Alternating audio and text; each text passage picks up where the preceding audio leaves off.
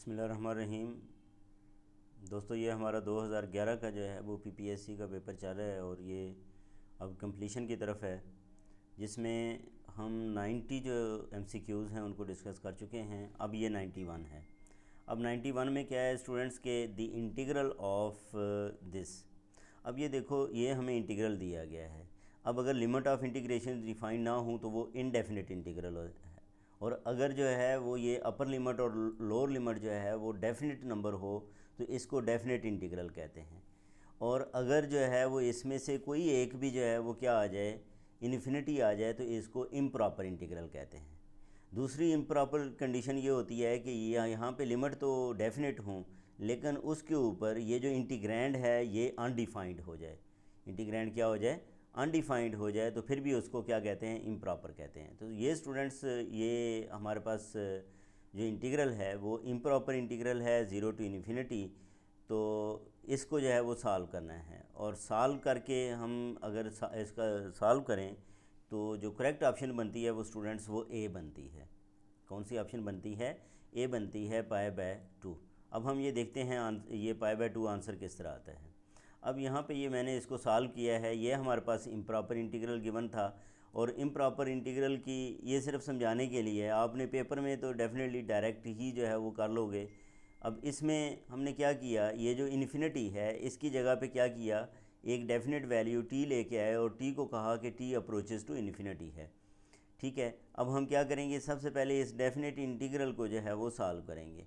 और उसके लिए क्या है कि 1/1 + x² का इंटीग्रल tan इनवर्स x होता है, और लिमिट क्या है, 0 से लेके t तक। अब डेफिनेट इंटीग्रल के मुताबिक ये क्या होता है, अपर लिमिट फिर minus lower limit. Upper limit put कर देंगे इस फंक्शन के अंदर, फिर माइनस लोअर लिमिट पुट कर देंगे, और फिर हमने ये जो लिमिट है t अप्रोचेज टू इन्फिनिटी, इसको पुट करें तो ये आ जाएगा t इनवर्स इन्फिनिटी और ये -0। t इनवर्स इन्फिनिटी वो किसके इक्वल होता है, π/2। इसलिए इसकी ए ऑप्शन जो है वो क्या है, करेक्ट है। नेक्स्ट स्टूडेंट्स, हमारे पास 92 है। 92 में क्या है कि which of the following function is a bijection from R to R।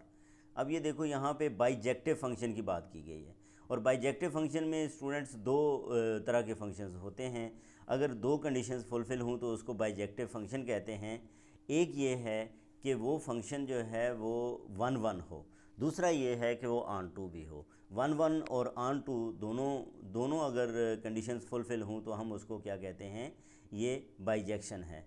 तो इसमें हमारे पास ऑप्शन ए में दिया गया है कि f(x) = x²+1, बी में है f(x) = x³, सी में है f(x) = x²+1/x²+2, और डी में है हमारे पास f(x) = x²। और इसकी करेक्ट ऑप्शन जो है वो स्टूडेंट्स वो बी है। कौन सी करेक्शन है, ये बी जो है वो करेक्ट ऑप्शन है। अब हम ये देखते हैं कि बी कैसे करेक्ट है। इसमें आप ये देखो, for bijection function we have to prove two conditions, one is the 1/1 and other is the onto. ठीक है, अब 1/1 के लिए आप क्या करते हैं, 1/1 की दो डेफिनेशंस होती हैं स्टूडेंट्स। एक ये है कि अगर इमेज आप जो है वो क्या रखते हैं, सेम, तो एलिमेंट्स जो है वो सेम होने चाहिए। ठीक है, इमेज अगर आप कंसिडर कर लेते हो कि सेम है, तो एलिमेंट्स भी जो है वो क्या होने चाहिए, उसके सेम होने चाहिए। अब दूसरी तरफ आ जाएं तो एलिमेंट्स अगर डिस्टिंक्ट हैं, अपोजिट उसका नेगेशन कर ली, अगर आप एलिमेंट्स उसके डिस्टिंक्ट हैं तो इमेज भी क्या होनी चाहिए, डिस्टिंक्ट होनी चाहिए। तो हम क्या करते हैं, दो एलिमेंट्स एक्स वाई दो एलिमेंट्स लेते हैं और इन दोनों को इक्वल कंसिडर कर लेते हैं, और हमें फिर प्रूव क्या करना है कि x किसके इक्वल है, y के इक्वल है। तो अब यहाँ पे ये देखें, ये हमारे पास x³ is equal to y³, तो यहाँ से ये क्या आ जाएगा, x is equal to y आ जाएगा। ठीक है जी। अब दूसरी कंडीशन में क्या है कि कोई भी नंबर आप ले लें, ठीक है, तो वहाँ पे a⁻1/3 एग्जिस्ट करती है कि जब आप f(a⁻1/3 फाइंड करें तो वो किसके इक्वल आ जाता है, a के इक्वल। तो इसका मतलब ये हुआ कि ये ऑन टू भी है, 1/1 भी है, ऑन टू भी है, इसलिए इसको क्या कहेंगे, बाइजेक्टिव फंक्शन कहेंगे। तो x³ वाली जो कंडीशन है ये हमारे पास करेक्ट कंडीशन है। इसके बाद है 93 में क्या है कि f(z) = 1/z is not uniformly continuous. In the region. ये यूनिफॉर्मली कॉन्टीन्यूस नहीं है, ठीक है। तो किस रीजन के अंदर यूनिफॉर्मली कॉन्टीन्यूस नहीं है? 0 से लेके 1 तक, 0 और 1 शामिल हैं, 0 से लेके ये 1 तक। और ये याद रखना है, ये रियल नंबर की तरह नहीं है स्टूडेंट्स, ये कम्प्लेक्स नंबर है, z का मॉडुलस है। और ये बेसिकली क्या बनता है, z मॉडुलस जो है वो सर्कल होता है, ठीक है। सर्कुलर रीजन हमारे पास जो है वो z मॉडुलस होती है। तो इसमें इसी तरह जो है वो 0 less than z mod less than 1, 0 less than z mod less than equal to 1। तो इसमें जो स्टूडेंट्स करेक्ट ऑप्शन है वो ऑप्शन बी है। कौन सी ऑप्शन जो है वो करेक्ट है? ऑप्शन बी करेक्ट है। और अब यहाँ पे ये देखो 1/z है, तो इसका मतलब ये z के ऊपर जो z इज इक्वल टू 0 के ऊपर ये कॉन्टीन्यूस नहीं है। जब ये इसके ऊपर कॉन्टीन्यूस नहीं है तो यूनिफॉर्मली भी कॉन्टीन्यूस नहीं है। तो एक तो हम 0 को शामिल करेंगे, क्योंकि नॉट का पूछा गया है कि नॉट यूनिफॉर्मली कॉन्टीन्यूस, तो ये 0 के ऊपर यूनिफॉर्मली कॉन्टीन्यूस नहीं है। दूसरा 0 से लेके 1 तक आगे मैंने इसका प्रूफ ये दिया हुआ है कि वो क्या है कि suppose f of z is uniformly continuous in the region. ये जो आपका कंट्राडिक्शन से जो है वो इसका प्रूफ है कि हम ये कहते हैं कि f ऑफ z जो है वो 0 से लेके ये 0 less than z mod less than 1 पे यूनिफॉर्मली कॉन्टीन्यूस है। और फिर हम कंट्राडिक्शन से प्रूव कर देंगे, ठीक है, कि ये यूनिफॉर्मली कॉन्टीन्यूस नहीं है। Then for epsilon greater than 0 there exists 0 less than delta less than 1 to satisfy the conditions of uniformity, ठीक है। और इसमें आपके पास ये देखें z1 हम डेल्टा के इक्वल लिख लें, z2 जो है वो डेल्टा ओवर 1 प्लस एप्सिलॉन के इक्वल लिख लें।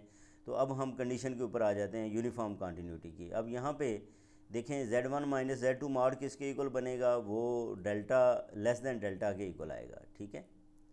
यानी कि ये क्या आएगा, अगर हम एप्सिलॉन ओवर 1 प्लस एप्सिलॉन को ख़त्म कर दें तो ये देखें ये आप एक छोटी रकम को ख़त्म कर रहे हैं, ठीक है। तो सिर्फ डेल्टा लिखोगे तो वो बड़ा हो जाएगा। फिर f of z plus z1 minus f of z2, पहले हम जो है वो इनकी वैल्यूज़ पुट करें, इसे सिंप्लीफाई करें तो एप्सिलॉन। तो इसका मतलब ये है कि ये क्या आना चाहिए था, ये लेस आना चाहिए था, ये ग्रेटर बन गया है। ये ग्रेटर बन गया है तो ये कंट्राडिक्शन है, ठीक है। इसका मतलब f of z is not uniformly continuous on the unit punctured disc. ये यूनिट पंक्चर्ड डिस्क की जो है वो बात हो रही है। तो अब 0 की पहले हमने बात कर ली, तो इस तरह बी ऑप्शन इसकी करेक्ट है।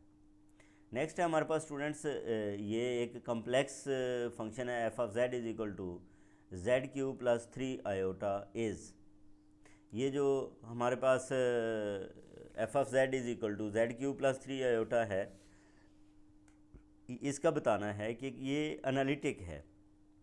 ये स्टूडेंट्स इंशाल्लाह जो है वो एक और बात याद रखें कि अभी मैंने वो बुक्स वगैरह का तारुफ दे दिया है। अब एक तरतीब के साथ ये तमाम के जो है वो कोशिश करूँगा कि रोज़ाना की बुनियाद पे जो है वो वीडियोस को अपलोड करूँ, किसके related topology, complex analysis, differential geometry, tensor, vectors analysis, उनके हवाले से जो है वो मेरा पूरा जो है वो प्लान है। आप जो है वो इस चैनल से कनेक्टेड रहें। अगर सब्सक्राइब नहीं किया तो उसको सब्सक्राइब कर लें, उसमें आप लोगों का भी ये फ़ायदा है कि आपको नोटिफिकेशन जो है वो उसका मिलता रहेगा। बहरहाल ये हमारे पास जो है वो इसकी ए ऑप्शन ये है कि analytic everywhere except z is equal to 3 iota. और आगे है analytic everywhere except z is equal to 0, और analytic everywhere except z is equal to -3 iota, और एनालिटिक एवरीवेयर। तो ये स्टूडेंट्स इसकी डी ऑप्शन जो है वो करेक्ट है, ये एनालिटिक एवरीवेयर है। इसमें ये याद रखना है कि जो जितने भी पॉलिनोमियल फंक्शंस हैं हमारे पास कम्प्लेक्स नंबर्स के अंदर, वो एनालिटिक होते हैं एवरीवेयर, ठीक है। वो क्या होते हैं?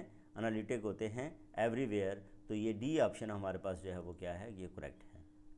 इसके बाद 95 है। 95 में क्या है स्टूडेंट्स कि if C is the circle z mod is equal to 3। अगर मैं इसको सर्कल की जो एक्स वाई के अंदर इक्वेशन बताऊं तो ये इक्वेशन बनती है x² plus y² is equal to 3 का स्केयर 9, यानी कि x² plus y² is equal to 9। इसका सेंटर ओरिजिन पे है और इसका जो रेडियस है वो 3 है, ठीक है। इसका मतलब ये जो सर्कल हम फाइंड कर रहे हैं ये जो हम इंटीग्रल फाइंड कर रहे हैं वो किसके अंदर है, वो रेडियस 3 के अंदर है। अब यहाँ पे अगर हम ये देखें तो यहाँ पे 1 प्लस जेड स्केयर है। अब ये जो 1 प्लस जेड स्केयर है इसमें z is equal to iota और माइनस आयोटा आते हैं। आयोटा और माइनस आयोटा क्या है, इसी सर्कल के अंदर लाई करते हैं, क्या है, इस सर्कल के अंदर जो है वो लाई करते हैं। और हमने क्या करना है, इसका इंटीग्रल फाइंड करना है। तो फिर हम काशीज़ रेजिड्यू थ्योरम को जो है वो यूज़ करेंगे, क्योंकि इसके अंदर जो है हमारे पास दो वैल्यूज़ ऐसी हैं आयोटा और माइनस आयोटा जहाँ पे फंक्शन एनालिटिक नहीं है, ठीक है, यानी कि वो पोल्स हैं। उन पोल्स के हवाले से हम जो है वो रेजिड्यूज़ फाइंड करेंगे और रेजिड्यूज़ फाइंड करके फिर हम जो है वो इसकी इंटीग्रेशन को फाइनलाइज करेंगे। बहरहाल इसमें जो है वो ऑप्शंस 4 दी गई हैं, जिसमें एक ऑप्शन है कि 3 है इसकी वैल्यू, एक ऑप्शन है 2, एक 0 और एक 1। तो जब तक हम इसको सॉल्व नहीं करते हम ऑप्शन को करेक्ट नहीं बता सकते। बहरहाल ये हमारे पास जो इसकी ऑप्शन है दुरुस्त वो सी है। कैसे सी है, ये 0 है, तो हम इसको जो है वो आगे प्रूव करते हैं। ये स्टूडेंट्स हमारे पास जो काशीज़ रेजिड्यू थ्योरम है वो ये है, यानी कि जो इंटीग्रल होता है वो क्या होता है 2 पाई आयोटा और ये आगे मल्टीप्लाई हो जाता है किससे, रेजिड्यूज़, जितने भी उसके रेजिड्यूज़ बनते हैं। अब इसके रेजिड्यूज़ एक आयोटा पे बनते हैं और एक माइनस आयोटा पे। तो हमने आयोटा पे भी रेजिड्यू फाइंड करना है और माइनस आयोटा पे भी रेजिड्यू फाइंड करना है। रेजिड्यू फाइंड करने का तरीका ये होता है कि ये जो आयोटा पे करना है तो इसको क्या लिखोगे, z माइनस आयोटा लिखोगे और इसके साथ क्या आ जाएगा, एफ ऑफ z आ जाएगा और limit z approaches to iota होगी। तो इसमें एफ ऑफ z की जगह पे वैल्यू पुट करें और इसकी लिमिट फाइंड करोगे तो आपके पास जो रेजिड्यू आ जाएगा 1/2 आयोटा आ जाएगा। इसी तरह माइनस आयोटा पे जब आप फाइंड करोगे तो ये इधर z minus iota z plus iota बन जाएगा, साथ एफ ऑफ z आएगा और इसको फिर मज़ीद सिंप्लीफाई करके आप ये देखोगे कि इसका रेजिड्यू क्या आ गया, -1/2 आयोटा। अब दोनों को ऐड करो तो आंसर 0 आ जाएगा। इधर आप 0 पुट करें तो ये सारे को क्या बन जाएगा, 0 कर देगा। तो इसलिए हमने इसका जो करेक्ट ऑप्शन जो है वो लिखी है, वो क्या लिखी है, वो 0 है, यानी कि सी ऑप्शन इसकी जो है वो क्या है, करेक्ट है। तो ये थे हमारा जो है वो 95 तक MCQs।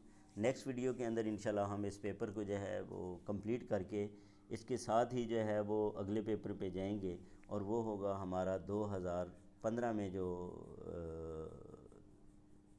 टेस्ट है, ठीक है, उसके ऊपर जो है वो बात होगी। और इसके साथ साथ इंशाल्लाह जो है वो ये मैं अपने भी MCQs जो है वो देना स्टार्ट कर दूंगा, जिसके अंदर कम्प्लेक्स एनालिसिस है, डिफरेंशियल ज्योमेट्री है, ये ग्रुप्स है, वेक्टर स्पेस है, अलजबरा यानी कि